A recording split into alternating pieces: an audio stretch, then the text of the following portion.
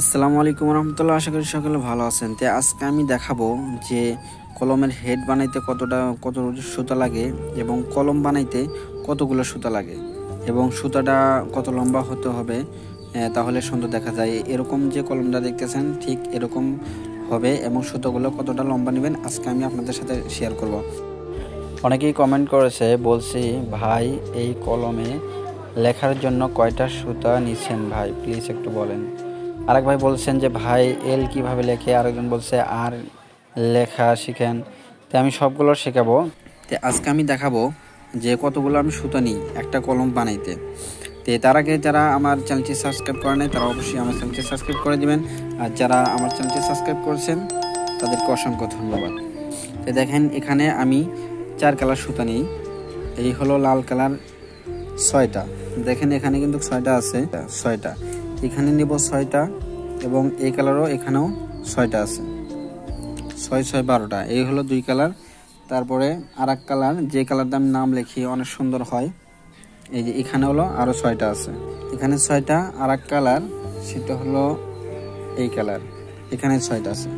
তাহলে দেখেন এখানে 6টা, এখানে 6টা, এখানে 6টা, এখানে 6টা, 6 6 12 12 12 24টা। এখানে 24টা মোট সুতো আছে। আর সুতোগুলো কয় ইঞ্চি করে নিছি সেটাও আমি আপনাদেরকে দেখাই, তাহলে আপনাদের জন্য সুবিধা হবে। এই যে এখানে একটা স্কেল দেখতেছেন, তো এখান থেকে যদি আমি এই সুতাটা ধরি তাহলে মূলত এখানে হলো 12 ইঞ্চি। 12 ইঞ্চির পরে এখানে আরও একটু লম্বা সুতা আছে, তো এটা আরও কয় ইঞ্চি হবে, এখান থেকে 6 ইঞ্চি। তাহলে 12 ইঞ্চি আর হলো 6 ইঞ্চি, এই মোট হলো 18 ইঞ্চি। তা আমি 18 ইঞ্চি করে সুতোগুলো কেটেছি, কারণ 18 ইঞ্চি যদি আমি সুতা নিই তাহলে মনে করেন যে আপনার পিছনে ঝুল থাকে, তাহলে দেখতে সুন্দর দেখা যায়। আর এটার প্রাইসটা একটু বেশি। যারা অর্ডার করতে চান তাহলে স্ক্রিনে দেওয়ার যে নাম্বার আছে ইমো বা হোয়াটসঅ্যাপে আপনারা অর্ডার করতে পারেন। তো আমি যদি এই 24টা সুতো যদি আমি কলমে তুলি তাহলে কিন্তু এই 24টা সুতো হয়ে যাবে 48টা। দেখেন এখানে কিন্তু 48টা সুতো আছে।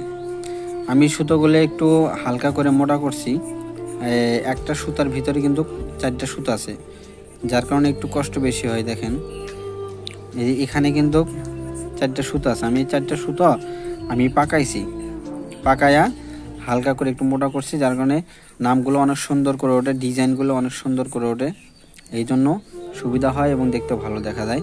আর এটাতে 48টার একটু বেশি লাগে, এখানে আরও 12টা সুতা লাগে এই নাম লিখতে। আর এখানে 4 কালার, এই মোট 5 কালার সুতা লাগে 2025 সাল লিখতে। তো আশা করি সকলে বুঝতে পারছেন। এবং এই সুতোগুলো যদি আমি তুলি, এই সুতোগুলো এভাবে যদি তুলি তাহলে 12 12 24টা হয়ে যাবে। এখানে 24টা সুতো আছে।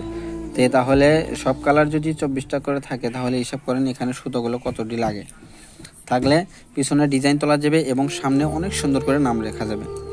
তো আশা করি সকলে বুঝতে পারছেন। আর যারা আরও অনেক কমেন্ট করেছেন তাদের প্রশ্নের উত্তর এবং প্রশ্নের ভিডিওটা আমি পরবর্তী ভিডিওতে দিব।